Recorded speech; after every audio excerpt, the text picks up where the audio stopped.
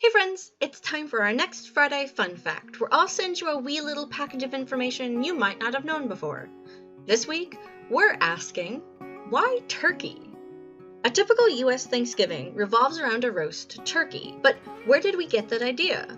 Most point to the first Thanksgiving between the Puritans and the Native Americans, but historians disagree whether or not turkey was actually served, saying venison was most likely the main course. Our best record of the first Thanksgiving is by Edward Winslow, who wrote a first-hand account of the meal itself. He did mention gathering wild birds for the feast, but not specifically turkey. In addition, the idea of a Thanksgiving meal wasn't new at all. Harvest festivals and days of giving thanks have been around for ages, although at the time they were more of a community thing, not a national thing. As I mentioned in an earlier video, Thanksgiving didn't become a national holiday until Lincoln made a presidential proclamation in 1863. This wasn't out of the blue either. Many people campaigned for this holiday as a way to promote unity, especially since when Lincoln made that presidential proclamation, they were smack dab in the middle of the Civil War.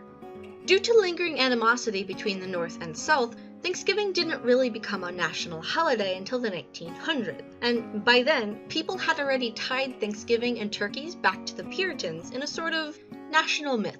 This was spurred on by a number of different publications describing the holiday. First, Sarah J. Hale published Northwood, A Tale of New England in 1827, which dedicates a solid chapter to a Thanksgiving feast, featuring turkey as the main dish. Then, in the early 1840s, two important things happened. Puritan writing started to get reprinted, and A Christmas Carol by Charles Dickens was published.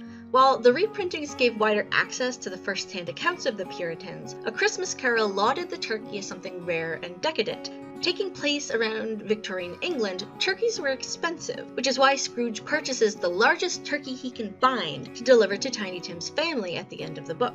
As this book became as popular as it is today, many point to that inclusion as a major reason we see turkey as a holiday food. But this brings us back to the question, why turkey specifically? There are a few great reasons why turkey is a great holiday treat. First of all, they're everywhere.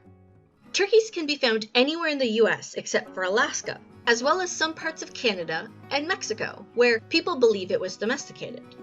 Second, they have no secondary function, like laying eggs or producing milk, so it wouldn't have been as much of a financial loss. Finally, turkeys are huge. The one my family sat down to eat yesterday was nearly 22 pounds, and that's without the feathers.